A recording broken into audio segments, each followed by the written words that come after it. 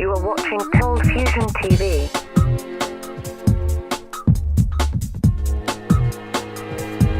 Hi, welcome to another Cold Fusion video. Over the past year, you've probably noticed Huawei appearing in headlines along with Samsung and Apple.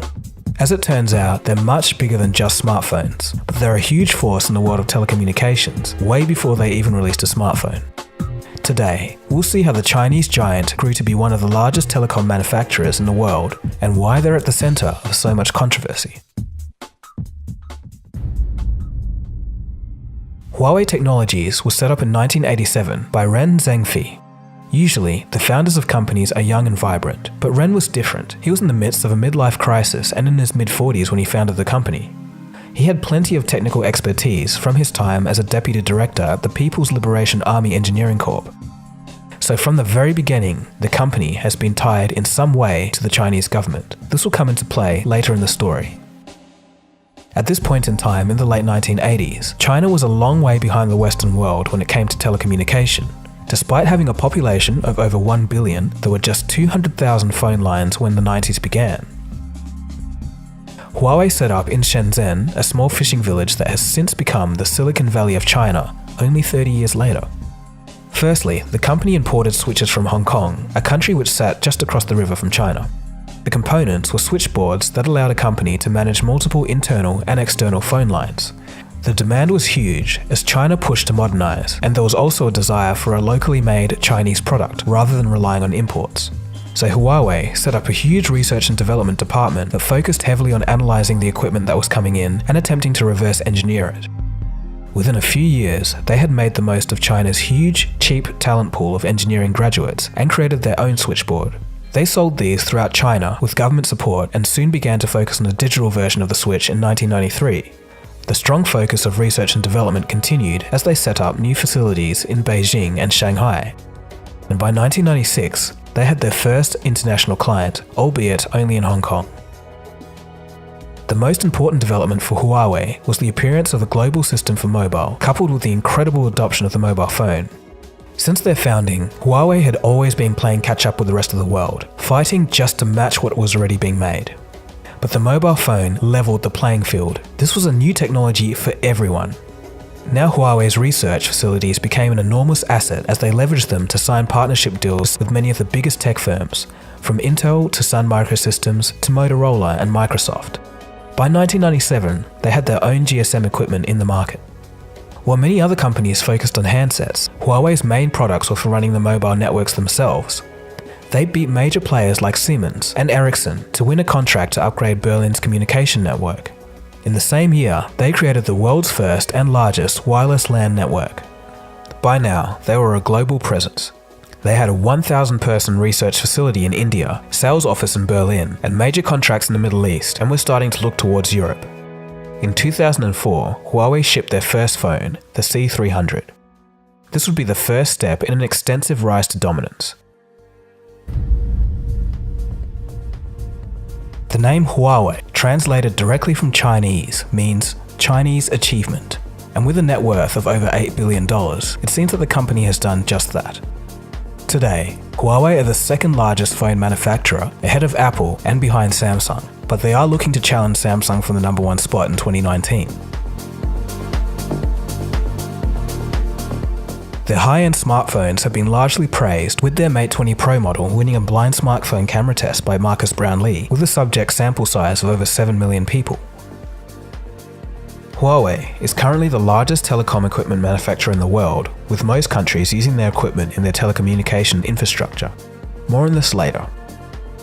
The company has a very interesting management style. In order to stay creative and always flowing with fresh ideas, Huawei periodically rotates their CEOs every 6 months.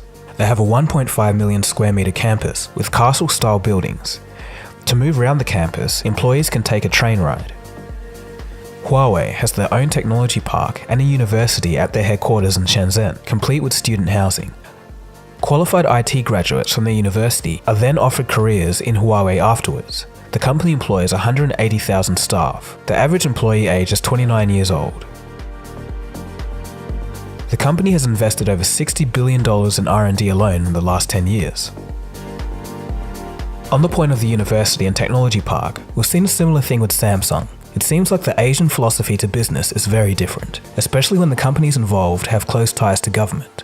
It reminds me of how the United States was pouring money into science research and universities during the 1960s after the Sputnik launch. Such efforts resulted in the internet back then, but today, this may partly explain why Samsung and Huawei are exploding in success. I wish more countries would put a dedicated focus towards the synergy between education and business. But despite all of these impressive feats, Huawei has a massive trust problem. In its infancy, the company was more or less an offshoot of the People's Liberation Army. The company claimed that it had later restructured to be collectively owned by its employees, but some question to what degree the Chinese government is still involved. This has been a major stumbling block for a number of big international deals. This is for two main reasons. Firstly, Huawei are accused of getting government subsidies that allow them to undercut the other big players.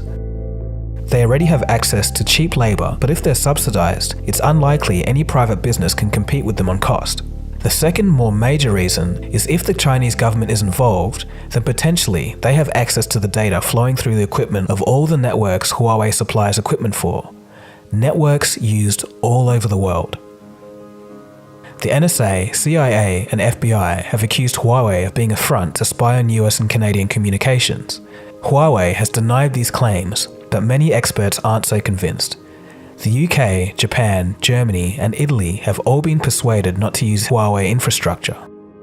In December of 2018, British Telecom began dismantling Huawei infrastructure. This comes after New Zealand and Australia stopped using Huawei equipment. For these security reasons, Huawei smartphones aren't widely sold in the United States. In December of 2018, the CFO and daughter of the founder of the company, Meng Wanzhou, was arrested in Canada. As you'll see in my upcoming video, China, Big Brother Edition, the Chinese government loves to get their hands on as much consumer data from any Chinese company at home or abroad. So this panic may not be unfounded. So with all of these accusations of mistrust, where does the company stand today? Well, with an annual revenue of over $92 billion, and being one of, if not, the biggest patent filer of any company in the world, and having 197 Fortune 500 companies use their equipment while selling 200 million phones in 2018, it's fair to say that they're doing well. Huawei will keep focusing on research as it always has, but in Western nations, if they want to see more growth in smartphones or otherwise, they must gain trust. A task much easier said than done. So that is the story and size of Huawei. It's interesting to look at how they started, but also the security concerns that aren't as well known. If you've enjoyed this video, let me know. This has been Togogo, you've been watching Cold Fusion. If you just stumbled across this channel, feel free to subscribe, I'm sure you'll find a lot of interesting stuff around here. I'll see you again soon for the next video. Cheers guys, have a good one. Cold Fusion.